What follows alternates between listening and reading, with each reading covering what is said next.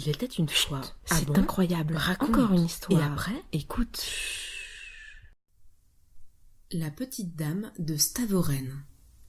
Il y a fort longtemps, aux Pays-Bas, était une cité appelée Stavoren. Située le long des rives du Zuiderzee, le commerce par voie maritime battait son plein.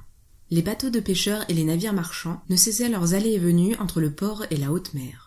Ses habitants avaient su faire prospérer leurs affaires, tant et si bien qu'ils finirent par ne plus savoir quoi faire de toutes leurs richesses.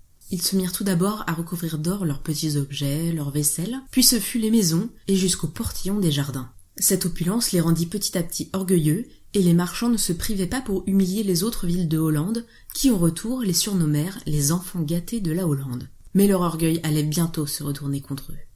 Parmi ces enfants gâtés était une femme, connue sous le nom de Dame de Stavoren. Cette femme était la veuve d'un marchand extrêmement riche et qui se désirait toujours plus riche. Alors que le capitaine de sa flotte allait repartir en campagne sur la Vistule en direction du port de Danzig, elle le chargea de trouver la plus grande richesse dans ce monde. Arrivé à destination, il trouva ce qui lui paraissait être la plus grande richesse. Il en chargea le navire et s'en retourna à Stavoren. Lorsque la dame de Stavoren lui demanda si la campagne s'était bien passée et quelles marchandises précieuses il avait ramenées, le capitaine lui ouvrit ses cales et présenta son chargement. « Du froment » s'éclama furieuse la dame de Stavoren. « Bien sûr, répondit le capitaine. Cette marchandise n'est-elle pas la chose la plus précieuse en ce monde, puisqu'elle peut nourrir les affamés ?»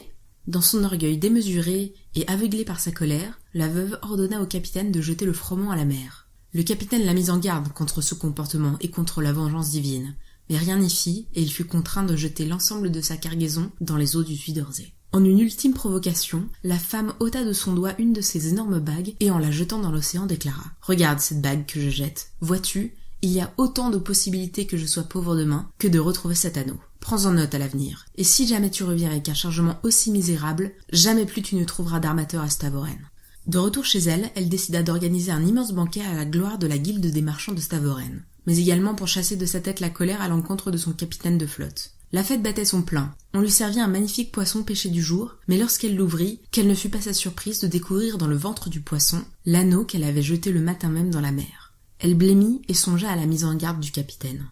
Le lendemain, elle fut réveillée par des clameurs venant du port. Le châtiment divin s'était abattu sur la ville. À l'endroit où avait été jeté le froment, s'élevait à présent un banc de sable qui prenait toute la largeur du port et en fermait l'accès. Le port fermé, la ville déclina rapidement et en quelques mois le commerce s'éteignit et la dame de Stavoren fut ruinée. Aujourd'hui, le golfe du Zuiderzee est devenu un lac, et seules quelques barques continuent de se livrer à la pêche au hareng en souvenir du passé glorieux de la ville de Stavoren.